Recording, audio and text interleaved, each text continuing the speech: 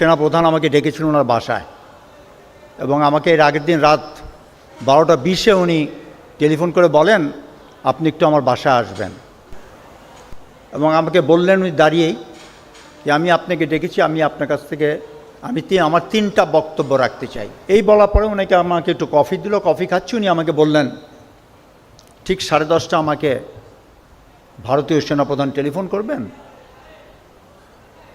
তখন বাজে আমার মনে হয় 10:25। আমি ঘড়িটা থেকে বললাম তাহলে তো আমার চলে যেতে হয়। উনি বললেন না, আপনি বসেন, আপনি শুনেন। 365 দিন যে এত ছোট, এত অল্প সময় পার হতে পারে, এটা আজকে এই অনুষ্ঠান আসার পরেই আমরা বোধগম্য হলাম যে এতটা দিন পার করলাম, এত একটা বড় ইভেন্ট হয়ে গেল। আমাদের প্রত্যাশা কী ছিল, কি পেয়েছি, কি আমাদের ভবিষ্যৎ।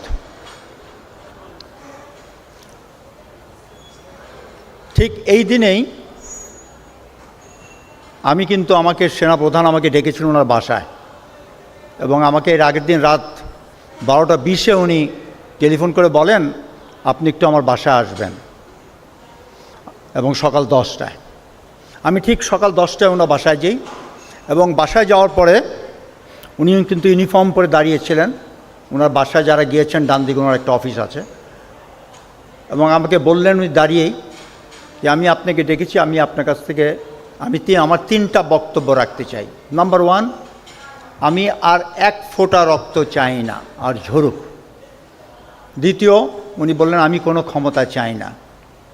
তৃতীয়, আমি এই বর্তমান পরিস্থিতির অবসান চাই, এবং আপনার একটা পলিটিক্যাল কানেকশন আছে, পলিটিক্যাল সার্কেলে আপনার যোগাযোগ আছে, আমি আপনাকে দিয়ে এই কাজটা করাতে চাই। আপনি কাইন্ডলি মেজর স্টেক হোল্ডারকে সবাইকে বলেন আমি ওনাদের সাথে দেখা করতে চাই, অতি সত্বর যেখানে ওনারা চান সেখানে আমি যাব, এবং এই বর্তমান পরিস্থিতিতে আমি একটা পলিটিক্যাল সমাধান চাই। তা আমি ওনাকে বললাম আমাকে কেন? বলছে আপনার একটা কানেকশন আছে, আমি এর জন্যই বলছি। এই বলার পরে ওনাকে আমাকে একটু কফি দিল, কফি খাচ্ছি, উনি আমাকে বললেন ঠিক 10:30 আমাকে ভারতীয় সেনাপ্রধান টেলিফোন করবেন। তখন বাজে আমার মনে হয় 10:25। আমি ঘড়িটা থেকে বললাম তাহলে তো আমার চলে যেতে হয়। উনি বললেন না, আপনি বসেন, আপনি শুনেন। আমি তখন বললাম যে দেখেন, আপনি আমার উপর যে এতখানি আস্থা রেখেছেন এটাই আমার জন্য অনেক সম্মানজনক। আমি চাই না আপনাদের কথাপত্তনে এমন কথা হোক যেটা পরে আপনি পছন্দ করবেন না। তা আপনি you talk yourself, let me go. তা আমি ওখান থেকে বের হয়ে স্ট্রেট হয়ে চলে গেলাম। গলফ কোর্সে আমি গাড়ি রেখেছিলাম, তো ওখানে যেয়ে আমি প্রথমে ফখরুল ভাইকে, বিএনপি সেক্রেটারিকে টেলিফোন করলাম যে দিস ইজ দি মেসেজ। উনি বললেন ভেরি ওয়েলকাম মেসেজ, আমি একটু আমাদের নেতার সাথে আলাপ করে আপনাকে জানাবো। তখন আমি ওনাকে বললাম যে দেখেন, আমার তো সবার টেলিফোন নাম্বার নাই পলিটিক্যাল নেতাদের, আপনি আমাকে নাম্বারগুলো, আপনি এই কাজটা করেন। উনি বললেন যে নো, এটা আপনাকে দায়িত্ব দিয়েছেন, আপনিই করেন। তা আমি বের হই, উনি আমাকে তার নাম্বারগুলো দেন, আমি যোগাযোগ করে যতজনকে পেরেছি খবর দিয়েছি। ওই খবর দিয়েই কিন্তু আমি ঠিক মনে আনুমানিক 11টার দিকে আমি এই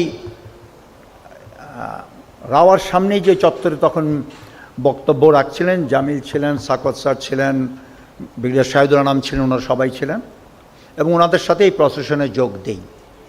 তো তখন আমি আনুমানিক তখনই আন্দাজ করতে পেরেছিলাম যে বড় কিছু একটা হতে যাচ্ছে। তবে সেই দিনই যে পতন হবে এটা আমারও ধারণা ছিল না। পরবর্তী যখন আমি চেক ব্যাক করলাম, বুঝতে পারলাম আমার সাথে কথা বলার পরেই কিন্তু 3 বাহিনী প্রধান গণভবনে গিয়েছিলেন। ওখানেই তারপরে ওনারা পার্সিউ করলেন যে প্রধানমন্ত্রীকে যেতে হবে। এই ছিল সারসংক্ষেপ। এবং পরবর্তীতে আমি যখন এখানকার আন্দোলনে যোগ দিয়ে আমি ফিরে গেলাম, আমার টেলিফোনটা কিন্তু গলফ কোর্সে আমার গাড়িতে রেখে গেছিলাম। যে দেখি অনেকগুলো কল, আমি কল রিসিভ করে যখন করলাম তখন সেনা সদর থেকে জানানো হলো আপনাকে যেই দায়িত্ব দেওয়া হয়েছিল ওনারা কি সব প্রস্তুত। আমি বললাম যে লেট মি চেক ব্যাক, যদি ওনারা প্রস্তুত থাকে ওনাদের সবাইকে সেনা সদরে আসতে বলেন। তা আমি সেই সঙ্গে সঙ্গে টেলিফোন করে বললাম সবাই আপনারা সেনা সদরে চলে আসেন, যদি কোথাও বাধাগ্রস্ত হন আমাদেরকে জানান, আমরা সেনা বাহিনী তখন তাদের আপনাদের উঠিয়ে আনবে। By around 1:15 most political people were already inside সেনাপ্রধানের অফিসে। আমিও গেলাম, ওখানে সবাই ছিল তখন। 1:45-র দিকে সেনাপ্রধান বললেন, আমি এইমাত্র মেসেজ সংবাদ পেয়েছি, আমাদের প্রধানমন্ত্রী দেশ ত্যাগ করেছেন। তখন একটা স্বস্তির একটা পরিবেশ সৃষ্টি হলো, সবাই এক্সাইটেড। এবং উনি এই কথা বলেই কিন্তু ওনার গেটের সামনে লাইভে টিভিতে গেলেন এবং এই ঘোষণা দিতে যে প্রধানমন্ত্রী দেশ ত্যাগ করেছেন এবং একটা অন্তর্বর্তীকালীন সরকার গঠন করা হবে। উনি ওখান থেকে ফিরে এসে সব পলিটিক্যাল নেতাদেরকে বললেন যে আমি এখন রাষ্ট্রপতির কাছে যাব, আপনারা যদি আমার সাথে যান তাহলে এটা ভালো হয়। তখন অনেকেই বললেন যে না, এটা আপনার ব্যাপার, আপনিই যান, আপনারা করে দেন। তখন আমিও ইন্টারভিউ করলাম। তখন আনিস ভাই ছিলেন জেপি পার্টি, উনিও বললেন যে no, we must all go. কেন তখন আলোচনাটা এরকম হলো যে এমন একটা কোনো ডেসিশন রাষ্ট্রপতির সাথে যেটা সেনাপ্রধান নিয়ে আসবে, আপনাদের পলিটিক্যাল নেতাদের সেটা হয়তো আপনারা গ্রহণ নাও করতে পারেন। So let's go and decide and talk out face to face and whatever is the outcome, let us be the acceptance of all. ওই ডেসিশনের উপরে নির্ভর করে 2টা কোস্টার দেওয়া হলো, সব political in the coasters, 3 services chief, এপিসিয়ান নিয়ে। ঠিক 3টার সময় আমরা সেনাপ্রধানের অফিসের সামনে থেকে রওনা দিলাম বঙ্গভবনে। যেই মুহূর্তে আমরা পৌঁছালাম আমাদের মেইন গেটে, ক্যান্টনমেন্টে, তখন তো জনস্রোত, জন উল্লাস। তা আমরা 3টার সময় বের হয়ে 7টার সময় আমরা পৌঁছালাম বঙ্গভবনে, মাগরিব নামাজ পড়লাম। 7:30টায় রাষ্ট্রপতি আসলেন। রাষ্ট্রপতি সংক্ষিপ্ত বিবরণ রেখে উনি মির্জা ফখরুল ইসলাম আলমগীর ওনাকে বক্তব্য রাখতে বললেন। উনি ওনার বক্তব্য রেখে ওই মুহূর্তে বললেন যে বেগম খালেদা জিয়াকে এই মুহূর্তে ওনাকে কারাবন্দি থেকে ওনাকে স্বস্তি দিতে হবে। তখন রাষ্ট্রপতি একটু অবজ্ঞা করলেন, বলেন যে দেখেন 3 দিন 4 দিন পরে তো আমরা একটা ইন্ট্রিম গভর্নমেন্ট করব, let the interim government decide যে ওনার ব্যবস্থার সম্বন্ধে। তখন কিন্তু সেনাপ্রধান, I am telling you right on the face of everybody, উনি বলেন যে no sir, you have the authority, you are the sole person, you have to release Begum Khaleda Zia instantly. আচ্ছা, এরকমভাবে সবাই বলার পরে আমার পাল্লা যখন এসেছিল আমি কিন্তু 3টা বলেছিলাম। 3টা কথা হচ্ছে, একটা কথা হচ্ছে যে পুলিশকে নিয়ে, কেন ডিজিএফআই চিফ তখন ওই কনফারেন্সে ছিলেন এবং ক্ষণে ক্ষণে উনি he was giving a running commentary as to what is happening in the various police stations in Dhaka. তো তখন ওই বক্তব্যে আমি বললাম যে দেখেন, পুলিশের যে অবস্থা আমরা সবাই জানি, কেন পুলিশের এই করুণ অবস্থা।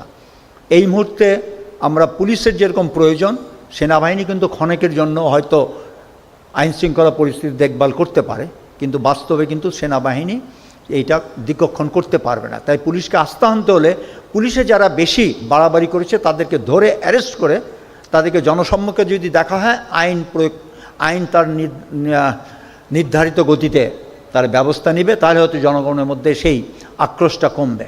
দ্বিতীয় কথা ছিল যে ওই সময় একটা খবর ছিল সব জায়গায় যে সব নেতারা পালিয়ে যাচ্ছে এয়ারপোর্টের মাধ্যমে। এয়ার চিফ ওখানেই ডিসিশন দিলেন, airport will be closed immediately. The third point, আমাকে হাসান নাসির টেলিফোন করেছিল যখন আমি ওখানে বসেছিলাম রাষ্ট্রপতি ভবনে, যে এখানে আমরা আয়নাঘরের সামনে, ডিজিএফের সামনে আমরা এবং যারা ক্ষতিগ্রস্ত পরিবার, যাদের পরিবাররা ঘুম খুন হয়েছিল, তারা এখানে দাঁড়িয়ে আছে। আমরা এই আয়নাঘরে যারা আছে তাদেরকে আমরা এখান থেকে বের করে আনতে চাই। আমি এই কথাটা রাষ্ট্রপতির সামনে উঠালাম। রাষ্ট্রপতি একটু আশ্চর্য হলেন, আয়নাঘর বলতে কিছু আছে কি না।